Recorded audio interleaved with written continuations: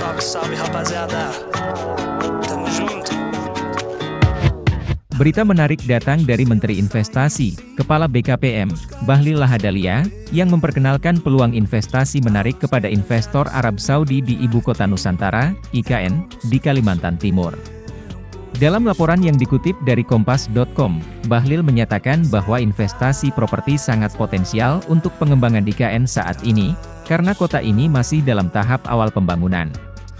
Investor Arab Saudi memiliki kesempatan emas untuk berinvestasi di IKN, dengan sejumlah proyek yang ditujukan untuk pemerintah, badan usaha, dan juga proyek yang tersedia bagi sektor swasta.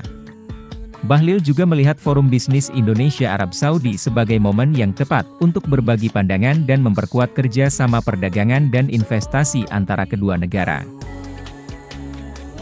Di sisi lain, Deputi Bidang Hilirisasi Investasi Strategis Kementerian Investasi, BKPM, Heldi Satyaputra, mengungkapkan bahwa pihaknya sedang mengembangkan proyek energi terbarukan seperti listrik tenaga angin, listrik tenaga surya, dan listrik tenaga air. Indonesia memiliki visi dan target untuk menjadi salah satu dari 4 besar ekonomi dunia pada tahun 2045. Transformasi ekonomi merupakan upaya pemerintah Indonesia untuk mencapai tujuan tersebut, dan investasi hilirisasi menjadi tulang punggung dalam upaya ini. Terdapat 21 komoditas dalam roadmap hilirisasi, termasuk minyak, gas, produk perkebunan, produk kehutanan, dan kelautan. Selain itu, Menteri Agama Yakut Khalil Qomas juga telah membahas rencana pembangunan Islamic Center dan gedung percetakan Al-Quran dengan Duta Besar Arab Saudi Faisal Abdullah Al-Amudi. IKN Nusantara di Kalimantan Timur dipilih sebagai lokasi pembangunan ini.